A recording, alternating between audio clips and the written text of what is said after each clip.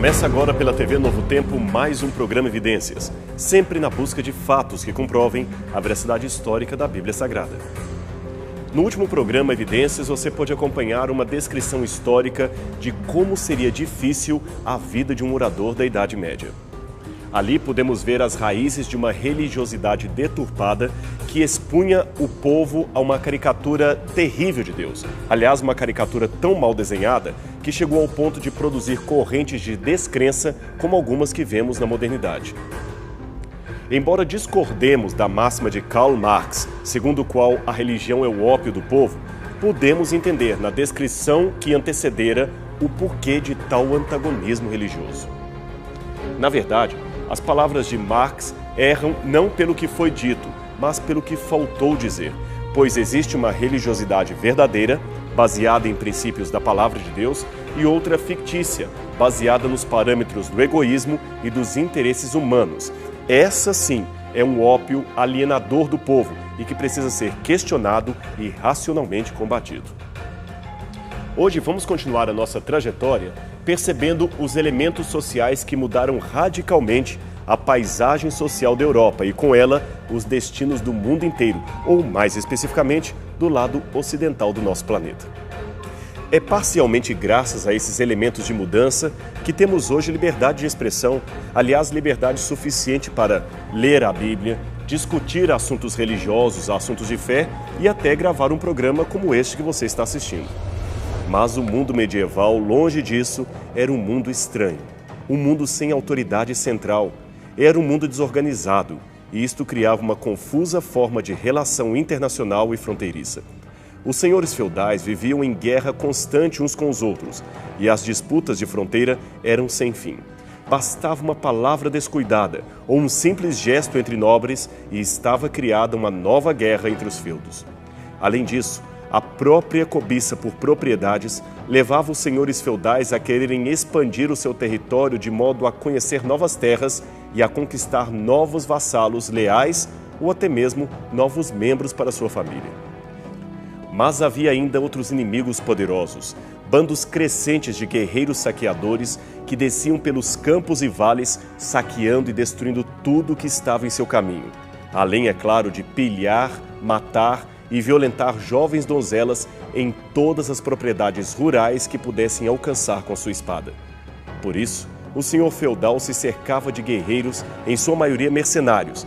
Estes ajudariam a proteger o seu feudo e a vassalagem que estava sob o seu domínio. Esses guerreiros eram obrigados a fazer um juramento de fidelidade ao senhor feudal, que também era estendido a todos os membros de sua família e a todos os que viviam nos limites do seu feudo. Esse juramento era, evidentemente, confirmado pela Igreja e consagrado pelo bispo, um representante do Papa. Assim, quebrar um juramento seria o mais grave dos pecados e constituiria um sacrilégio, supostamente contra Deus e a sua Igreja.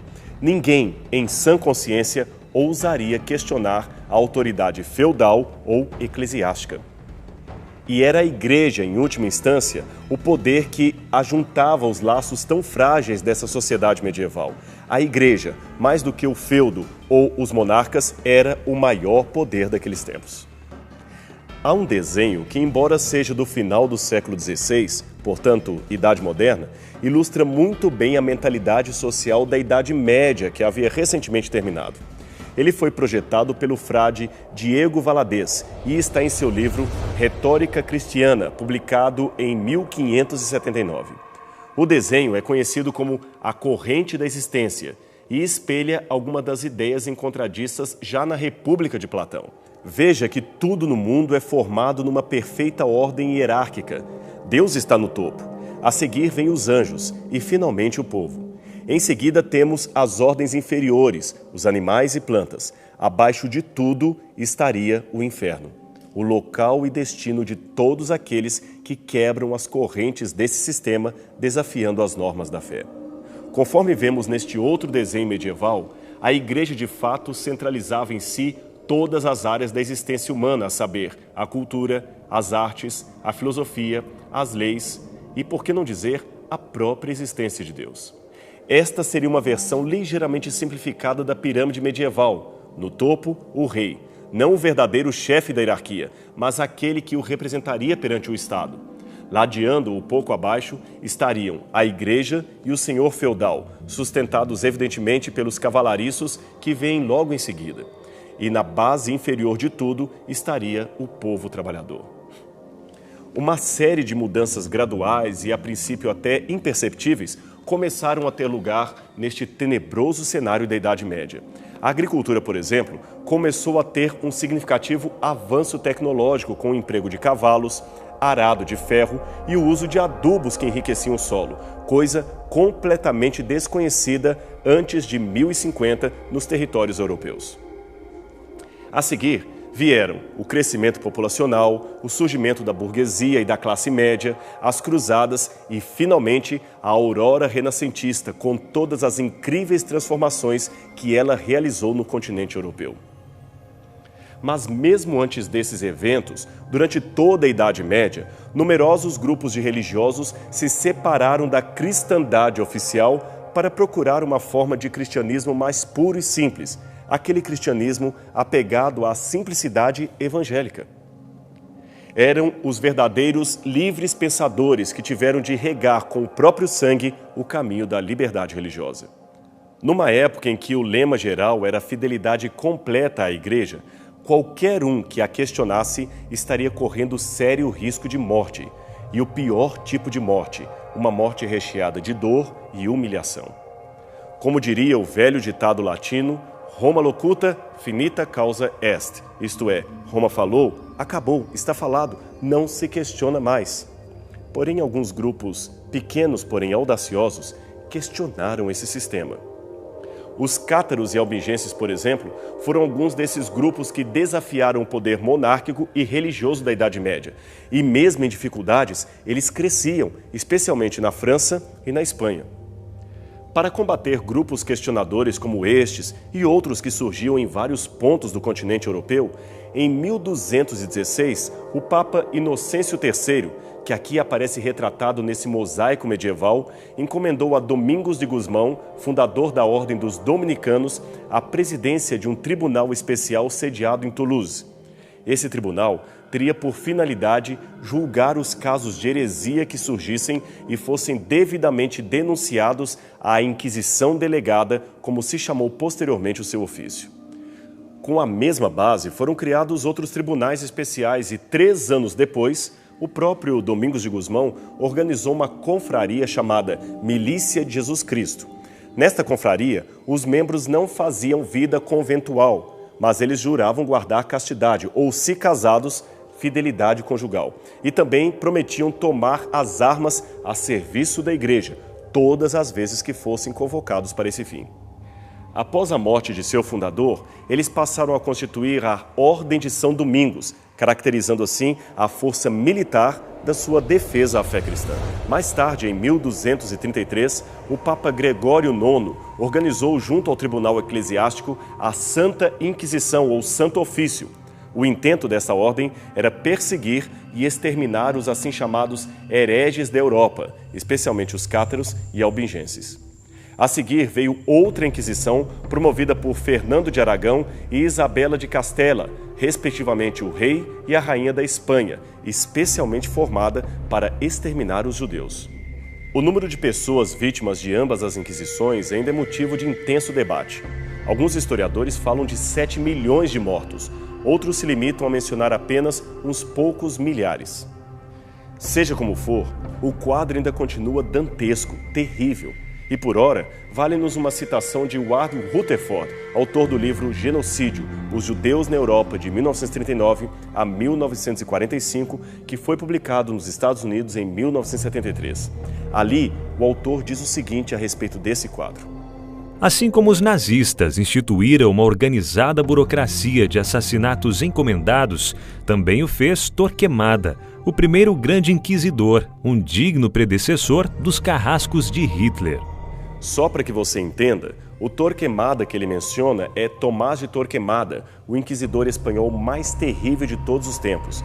E a sua interessante argumentação sugere que, assim como aconteceu na história recente, onde a destruição oficial da identidade civil dos mortos pelo regime, nos faz concluir que o número das vítimas foi muito maior que os dados oficiais preservados. Também na Idade Média, a recuperação de uns poucos milhares de processos não permite supor ou concluir que somente estes e nenhum outro mais haviam sido vitimados pelo sistema contra o qual protestaram. Aliás, esse desenho composto na época da Inquisição Eclesiástica nos mostra os vários tipos de tortura a que eram submetidos os que questionassem as normas dogmáticas da Igreja. O objetivo das imagens era fornecer uma propaganda de advertência a todos os que tentassem desobedecer às regras eclesiásticas. Algumas mostravam cenas do dia a dia onde uma punição mais suportável era infligida ao condenado. Outras, porém, eram mais dramáticas, mostrando cenas realmente dantescas, desestimulando qualquer tipo de rebelião. Mesmo assim, apesar de tantas ameaças de dor e sofrimento, um milagre ou providência divina permitiu que a verdade da Bíblia fosse preservada através de homens e mulheres de valor, que não temiam entregar a vida por amor daquilo que criam ser verdadeiro. Não era a morte pela fogueira o que mais lhes atormentava, mas o receio de perderem a salvação e não poderem jamais contemplar o rosto de Cristo. Isto sim causava uma grande angústia em suas almas. Talvez foi por isto que os descontentes com o sistema religioso medieval continuaram existindo apesar da perseguição e cresciam em número, mesmo condenados a viver clandestinamente. Nos vales alpinos do norte da Itália e do sul da Suíça, prosperaram por vários anos um grupo religioso de características singulares, especiais, que a história designou com o nome de valdenses. Esse nome, segundo alguns, viria de Pedro Valdo, um bem-sucedido comerciante de Lyon que teria abandonado tudo para pregar o evangelho e se ajuntar ao grupo que não aceitava a ditadura eclesiástica. Outros autores, porém, sugerem que valdenses viria mais propriamente do termo francês valois, que significa pessoas do vale.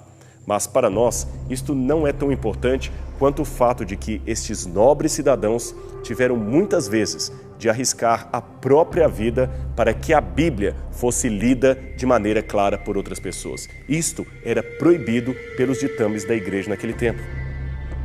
Eles lutaram para quê? Para fazer com que a Bíblia e a verdade chegasse às mãos das pessoas mais comuns, atingindo assim o maior número possível de cidadãos. Muitos deles eram evidentemente analfabetos e necessitavam urgentemente de aprender as primeiras letras para, pelo menos, ler a Bíblia Sagrada. E várias vozes se levantaram para mudar esse cenário. Em 1388, na Inglaterra, John Wycliffe, mesmo arriscando a própria vida, escreveu um livro contra os abusos da igreja e organizou um grupo de pregadores itinerantes para pregar o evangelho ao povo comum. Esses pregadores levavam consigo às escondidas preciosas porções da primeira Bíblia traduzida ao inglês. Esta Bíblia foi traduzida sob orientação do próprio Wycliffe a partir da versão encontrada na Vulgata Latina. Poucos anos depois, um outro teólogo chamado João Hus leu os escritos de Wycliffe e acreditou no que ali estava escrito. Hus foi professor de Oxford e reitor da Universidade de Praga, mas a sua pregação arrojada e seus escritos de denúncia o levaram a enfrentar a Inquisição, e ele foi condenado à fogueira em 6 de julho de 1415. Dizem os biógrafos que antes de ser morto, foi oferecida a Hus a chance de se retratar, mas ele se manteve fiel à sua consciência. Então, depois de o torturarem por vários dias, o levaram à fogueira e ele morreu cantando um antigo hino cristão em grego, cujo título era Kyrie eleison, que quer dizer Senhor, tem misericórdia. Foram muitas realmente as mudanças e acontecimentos na Europa. E a invenção da imprensa no Ocidente, tradicionalmente atribuída a João Gutenberg, também contribuiu para mudar a mentalidade de muitas pessoas e a modificar a paisagem de uma Europa que, aos poucos, ia se despedindo da Idade das Trevas. Mas talvez as mudanças em indivíduos, mais do que as mudanças na população em geral, sejam aquelas que, de fato, transformaram definitivamente a paisagem da história. E, neste aspecto, compensa mencionarmos a vida de um homem especial. O seu nome, Martinho Lutero. Em 17 de julho de 1505, o jovem Lutero adentra os portais desta antiga universidade em Erfurt, na Alemanha, a fim de se tornar um graduado em Direito. O que teria motivado um jovem de 22 anos a buscar de maneira tão ávida uma carreira acadêmica naqueles tempos? Bem, segundo alguns dos seus biógrafos, o interesse de Lutero ia além do mero sonho de uma bem-sucedida carreira profissional. Ele sentia um vazio d'alma que necessitava urgentemente ser preenchido. Ele se sentia perdido e almejava de fato a certeza da salvação.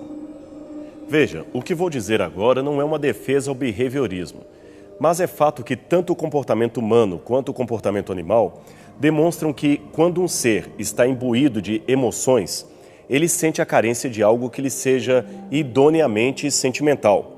A sua tendência, então, neste caso, é buscar algo que possa, de uma maneira ou de outra, substituir aquela necessidade existencial da qual ele não tem acesso. Como dissemos, até no mundo animal esse quadro é verificável.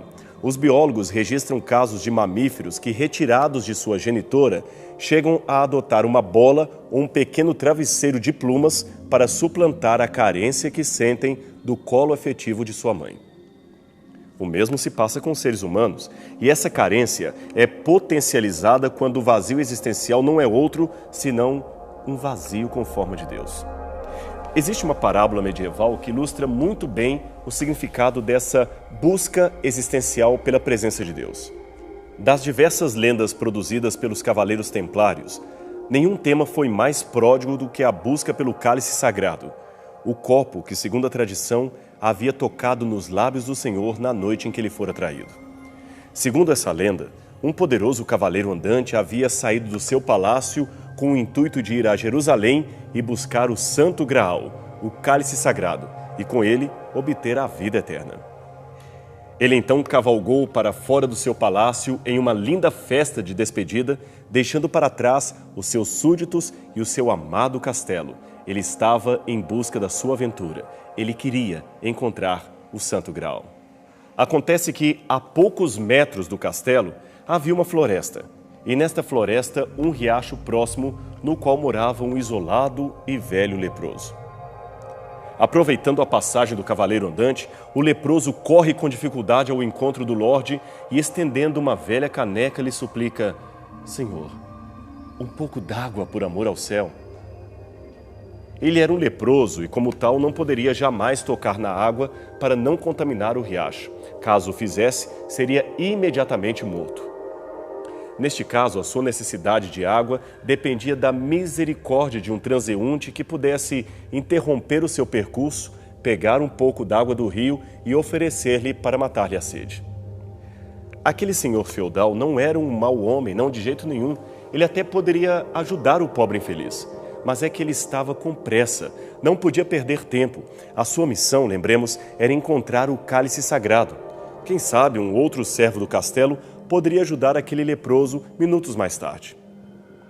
Mas a história diz que o tempo passou e com ele se esvaíram as forças e a esperança do cavaleiro andante. Ele rodara o mundo, enfrentara guerras e não conseguira encontrar o tão cobiçado cálice sagrado. Perdera quase tudo. A única coisa que lhe sobrara era o seu velho palácio, agora, é claro, abandonado e cheio de mato. Com a dura viagem, os seus cabelos se tornaram brancos, a sua pele enrugou, e ele então decide voltar para sua terra. Imagine a cena. Triste, frustrado, sem motivos para continuar vivendo, o velho cavaleiro andante retorna ao seu palácio. E, para surpresa sua, ele vislumbra a solitária figura do leproso que ainda vivia naquela floresta. Parecia quase um milagre supor como ele poderia sobreviver tantos anos. Ao aproximar-se do velho leproso, o cavaleiro ouve de novo o mesmo clamor de anos antes: Senhor, um pouco d'água por amor ao céu.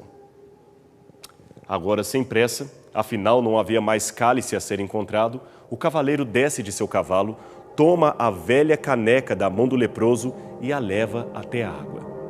De repente, um milagre aconteceu. Um brilho muito forte surgiu do nada e o copo já não era mais um copo velho, mas o próprio cálice sagrado. E o leproso não era um leproso, era a figura reluzente do Filho de Deus. E novamente, num piscar de olhos, tudo se desvaneceu. Essa é apenas uma parábola ou uma lenda medieval, eu sei disso. Mas como ela é válida para mostrar algo que muitos de nós precisamos aprender. é o seguinte: como aquele cavaleiro andante, muitas vezes nós buscamos longe o que está perto. Com o jovem Martinho Lutero, aqui retratado com seus 20 ou 30 anos, a tentativa de substituição foi noutra direção. Como um fervoroso católico romano, ele aprendeu numa visão mercantilista de salvação que só alcançaria o paraíso mediante as boas obras que executava. O seu grande dilema nesse sentido era: e se ele morresse? O que aconteceria? Aliás, ele experimentou a morte bem de perto quando, no início de julho de 1505, numa típica tempestade de verão, ao voltar de uma festa com um amigo, viu um raio cair bem perto de si, fulminando de uma só vez a vida de seu companheiro de farras. Aquilo, para Lutero, era um claro sinal de Deus.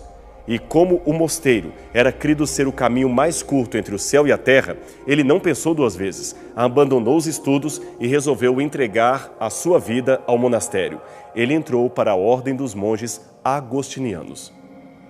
Assim foi que, em 1507, Lutero se tornou ordenado ao sacerdócio e, em 1512, já havia concluído seu doutorado em teologia. Agora, o problema é que esses 5 anos entre a ordenação e o término de seu programa doutoral foram para Lutero o período de maior questionamento de toda a sua vida. O seu pensamento tornou-se confuso e o referido quinquênio foi descrito como sendo anos de melancolia e profunda depressão. Lutero estava determinado a realizar boas obras. Ele diz que jejuava 3 vezes por semana, se consumia em vigílias e orações em excesso, e mesmo assim nada disso adiantava. No inverno, ele atirava para longe de si o único cobertor que lhe havia dado no mosteiro, tudo para cumprir as penitências. Houve noites, confessou ele, que quase morri congelado. E como resultado de tudo isso, a sua cabeça inchara, os olhos mal podiam ser fechados à noite e ele ainda cantava, estudava, recitava salmos e jejuava. Eu era um bom monge, dizia Lutero, e se um monge pudesse alcançar os céus pelas boas obras, este monge seria eu. Mas ao invés de conquistar a paz, Lutero era constantemente assediado pelo fantasma da dúvida. Você já leu sua Bíblia hoje? Já orou bastante? Jejuou o suficiente para enfrentar o diabo? Esta, aliás, é a inquietação de todo legalista, a dúvida constante acerca daquilo que Deus quer e pode realizar em sua vida. Houve noites em que Lutero afirma ter vivido momentos de franco desespero. Naquelas noites intermináveis, escreveu ele, Cristo parecia um severo rei sentado sobre um arco-íris, de cuja presença eu tentava inutilmente escapar. Quando aconselhado a amar a Deus, Lutero dizia: amá-lo? Eu o odeio. Prefiro ouvir o nome de um demônio a ouvir o nome de Cristo. Você ficou chocado? Pois saiba que, em algumas circunstâncias, Deus é menos ofendido pela sinceridade de um pecador do que pela hipocrisia de um santo. No caso específico de Lutero, a sua tormenta resultava do tipo de religiosidade que lhe fora passada. É que ele, treinado pelos grandes mestres da teologia, aprendera que, para ser aceito por Deus, o homem deveria começar tornando-se justo e bom. Até que Lutero se deparou com uma passagem da Bíblia que mudou radicalmente os seus conceitos. Isto foi em 1514, enquanto ele preparava uma aula para as classes do Antigo Testamento. Aí ele, por acaso, leu o Salmo 71, versos 1 e 2, que diz o seguinte: Em ti, Senhor, me refugio, não seja eu envergonhado, livra-me por tua justiça. Mas como? Questionava Lutero. Como a justiça pode me salvar? Naquele tempo, a justiça era um instrumento da condenação divina. Logo, como poderia alguém ser livre por intermédio dela? Aliás, Lutero odiava a expressão justiça divina, pois ele a entendia apenas como sendo a virtude na qual os pecadores são consumidos. Mas agora, ele tinha um novo insight sobre a questão. Em suas pesquisas nesta isolada torre do castelo de Wittenberg, Lutero fez uma descoberta radical a partir do que leu em Romanos, capítulo 1, versos 16 e 17, que diz: Porque não me envergonho do Evangelho, que é o poder de Deus para a salvação de todo aquele que crê. Pois a justiça de Deus se revela no Evangelho de fé em fé, como está escrito: o justo viverá pela fé. Lutero descobriu alegremente o significado redentor da justiça de Deus. Em outras palavras, a justiça é algo que Deus nos oferece e não que Ele cobra de nós. E quando Lutero descobriu isso, ele declarou: as portas do paraíso se abriram para mim. O segredo de tudo era o amor de Deus. Os seus pecados eram apenas um grão de areia na montanha do amor de Deus, uma gota no oceano da graça divina. Deus, concluiu Lutero, não tinha nada a ver com aquelas caricaturas medievais que haviam sido passadas. Deus é vivo, é atuante e, além disso, está mais interessado em salvar os homens do que uma mãe de tirar um filho de uma casa em chamas. Lutero finalmente teve a sua vida transformada e, em sua transformação, ele modificou a história do cristianismo. Em 31 de outubro de 1517, exatamente nesta porta da Capela de Wittenberg, que você agora pode ver em seu vídeo, Lutero fixou as 95 teses sobre a justificação pela fé que contrariavam muitos dos dogmas da Igreja, e estas quase custaram-lhe a vida.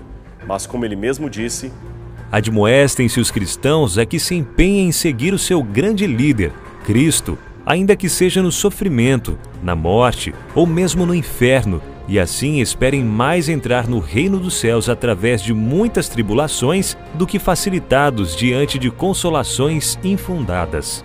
Estas palavras estão longe de qualquer coisa que possa ser chamada de alienação mental. Pelo contrário, elas mostram que a verdadeira religião bíblica, longe de qualquer caricatura que façam dela, não é de modo algum um ópio para o povo, especialmente para o povo de Deus. Pelo contrário até, a Bíblia e a religião bíblica é um poderoso elemento de conscientização humana a respeito da sociedade, da filosofia, da história, enfim, a respeito de nós mesmos. Você viu a história? Portanto, não deixe que caricaturas mal desenhadas de Deus o façam confundir o Altíssimo com aquela tola descrição que muitos fizeram dele. E deixe-me dizer uma coisa para você. Deus é real.